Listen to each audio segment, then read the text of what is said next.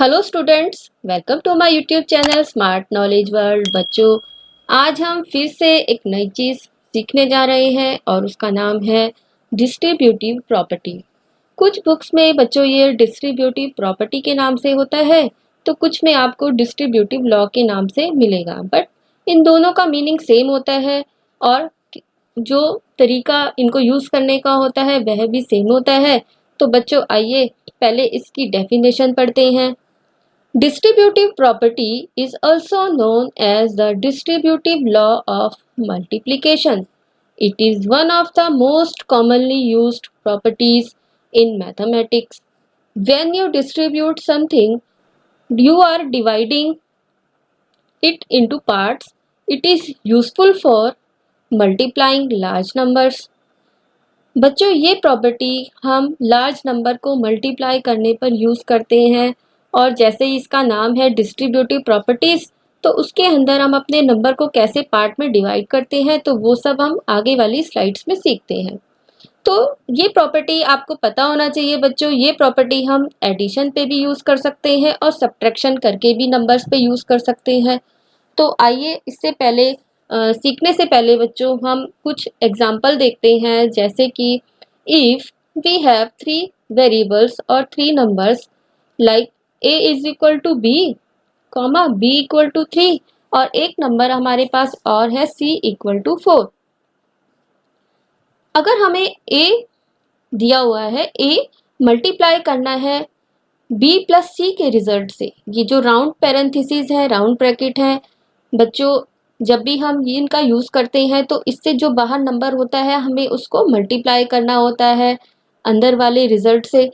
तो अगर हमारे पास a का वैल्यू है 2, b का वैल्यू है 3 और c का वैल्यू है 4 है, हम इनके वैल्यूज़ को एज इट इज़ हम लिखते हैं इस फॉर्मूले में, तो हमें क्या मिलता है, इक्वल टू 2 ब्रैकेट 3 प्लस 4। तो हमारे पास नेक्स्ट लाइन में क्या रिजल्ट आया, 3 प्लस 4 7, तो यानी 2 को हमें 7 से मल्टीप्लाई करना है और 2 को 7 से मल्टीप्लाई किया तो रिजल्ट आया 14। लेकिन बच्चों, क्या हम इस रिजल्ट को किसी और तरीके से भी निकाल सकते हैं? तो वो क्या मेथड है, ये देखिए बच्चों। जैसे कि आपको बताया कि आपके पास 3 वेरिएबल्स हैं, 3 नंबर्स हैं आपके पास a b c। a का वैल्यू है 2, b का वैल्यू है 3 और c का वैल्यू है 4। और अगर हमें ऑपरेशन करना है a इंटू बी प्लस सी, तो क्या बच्चों हम इसको इस तरीके से भी लिख सकते हैं, a इंटू बी और a इंटू सी, और उनके रिजल्ट को हम प्लस कर देंगे। जब हम इस तरीकों को अपनाएंगे, इस मेथड को अपनाएंगे, तो भी हमारा रिजल्ट सेम मिलेगा। तो बच्चों, यही है डिस्ट्रीब्यूटिव प्रॉपर्टी। लेकिन वो कैसे यूज़ हो सकती हैं वो हम अभी नेक्स्ट स्लाइड में देखेंगे। तो जब हम अपने इस एग्जाम्पल पे फिर से आते हैं, जब हमने करा 2 इंटू 3 प्लस 2 इंटू 4, तो 2 इंटू 3 हुआ 6 और 2 इंटू 4 हुआ 8, यानी 6 प्लस 8 14। तो रिजल्ट तो बच्चों सेम ही आ रहा है। तो अब हमारे पास प्रॉब्लम आती है, जब हम लार्ज नंबर्स को हमें मल्टीप्लाई करना है तो हम उसको कैसे इजी कर सकते हैं by using the distributive properties. तो हम देखते हैं आगे की स्लाइड्स में जैसे हमने कैसे इसको यूज किया है, डिस्ट्रीब्यूटिव प्रॉपर्टी ओवर एडिशन। अब हम उसको यूज करने से पहले हम इसके एक बार फार्मूले को फिर से देखते हैं। अगर आपके पास ऑपरेशन है a इंटू बी प्लस सी, अगर आपको a को मल्टीप्लाई करना है b प्लस सी के रिजल्ट से, तो हम उसको कैसे लिख सकते हैं, a into B plus a into C. Result आपके पास वही सेम आएगा, चाहे आप उसको b प्लस सी को पहले प्लस कर लो, फिर उस रिजल्ट को a से इंटू करो और आप इसको ऐसे डिस्ट्रीब्यूट करके भी आप इसको प्लस कर सकते हो। अब देखते हैं बच्चों, ये एक नंबर है जैसे 789 इंटू 105। ये एक बड़ा नंबर है हमारे पास, और अगर आप इसको मल्टीप्लाई करोगे तो मल्टीप्लाई आपको आता ही है। लेकिन अगर हम इस पे डिस्ट्रीब्यूटिव लॉ या डिस्ट्रीब्यूटिव प्रॉपर्टी लगाते हैं तो हम इसको किस तरह से यूज करते हैं, तो आइए बच्चों हम इस स्लाइड पे ये सब सीखते हैं। तो जैसे हमारे पास नंबर है 789, इसको हमने रखा a के अंदर। दूसरा नंबर है हमारे पास दूसरा नंबर हमारे पास जैसे 105 था, इसको हमने बी में रखा और सी में हमारे पास कोई नंबर ही नहीं है, तो हम सी को कैसे बनाएंगे?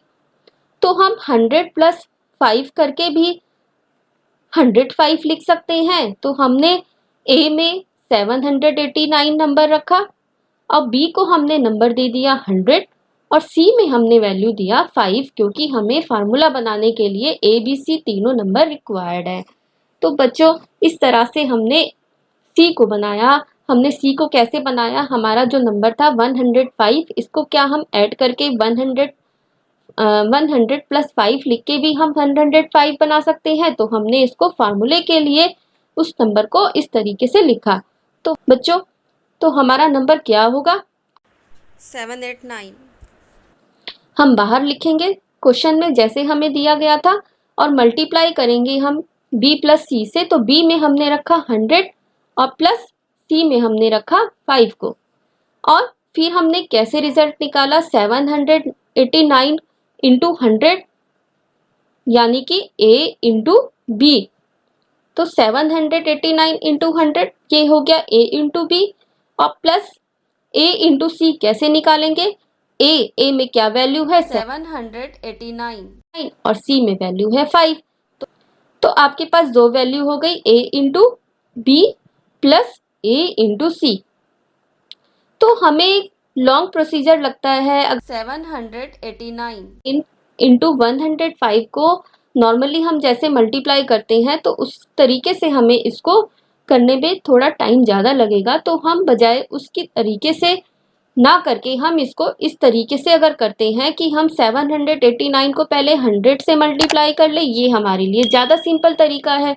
और फिर हम 5 से मल्टीप्लाई करें 789 को, तो ये इजी हो गया है। सीधा हमने 105 से मल्टीप्लाई ना करके हमने उसको ब्रेक कर दिया, उसको डिस्ट्रीब्यूट कर दिया। और अब हम देखते हैं कि 789 इंटू 100 प्लस 789 इंटू 5 का रिजल्ट क्या आता है। तो 789 into 100 is equal to 78,900 plus 789 into 5 is equal to 3,945। और जब हम इन दोनों वैल्यूज को प्लस करते हैं तो हमारे पास रिजल्ट आता है 82,845। तो देखा बच्चों, हमने किस तरीके से 105 को डायरेक्टली 789 से इंटू ना करके, मल्टीप्लाई ना करके, हमने उसको डिस्ट्रीब्यूटिव प्रॉपर्टी के थ्रू मल्टीप्लाई किया, जो हमारे लिए इजी हो गया है। तो आइए बच्चों, अब हम इसको माइनस के नंबर्स पे देखते हैं कि जब हमें अपने नंबर को माइनस करना होता है, सब्ट्रैक्ट करना होता है, तो वहाँ पे ये कैसे यूज़ होता है। तो उससे पहले हम इस छोटे से एग्जांपल को देखते हैं कि अगर आपके पास नंबर है a 10 वैल्यू है, उसमें नंबर b उसमें आपके पास 5 वैल्यू है और c के अंदर 2 वैल्यू है और हमें निकालना है a इंटू बी माइनस सी। तो जब हम अपने नंबर्स के वैल्यू को यहाँ रखते हैं, a का वैल्यू था 10, b का वैल्यू था 5 और माइनस ऑपरेशन करना है और हमें c का वैल्यू है 2, हमारे पास c का वैल्यू है 2। तो 5 माइनस 2 हो गया 3 और जब हम इसको मल्टीप्लाई करेंगे 10 से तो हमारे पास रिजल्ट आएगा 30। तो इस तरह से बच्चों ये हमने अपना प्रोसीजर फॉलो करा नॉर्मली जैसे हम करते हैं। लेकिन अगर हम इसको बाय डिस्ट्रीब्यूटिव लॉ करें या फिर हम इसको कहें कि हम इसका फार्मूला लगाते हैं, तो उसको हम कैसे यूज़ करते हैं। तो फार्मूले लगाने के लिए आपको पता ही है कि a इंटू बी माइनस सी निकालने के लिए a इंटू बी का रिजल्ट और माइनस a इंटू सी का रिजल्ट चाहिए। तो a इंटू बी हुआ आपके पास 10 इंटू 5 यानी 50 माइनस a इंटू सी का रिजल्ट हुआ 10 multiply by 2, then 50 minus 20 result आया 30। तो ये हमने एक छोटे से नंबर पे ये ऑपरेशन किया हमने। लेकिन अगर हमारे पास नंबर बड़ा है, जैसे अब हम एक क्वेश्चन देखते हैं, जैसे हमारा नंबर है 976, मल्टीप्लाई करना है हमें इसे 92 से। तो इसके लिए हम क्या करेंगे?